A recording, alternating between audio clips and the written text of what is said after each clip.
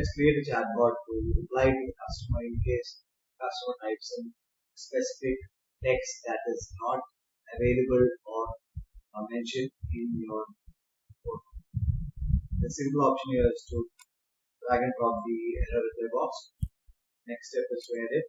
Mention the required specific message saying that the chatbot is unable to guide you the right option, and ensure to direct the customer to the right menu, and basically response in such a way that the customer's purchase flow doesn't get cut off and the customer will be guided back to the group menu option.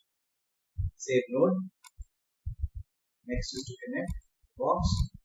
Select specific tag. Save workflow. Ensure the chatbot is on. Now let's test the option live on the chatbot. Go to the next. Now let's test the chatbot. It has triggered the message, and here I'm not going to select any message.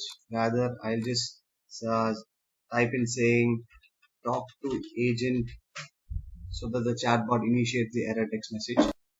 As you can see, the chatbot here has given us the error message, and it is helping the customer to go back to the right menu and get the work done straight.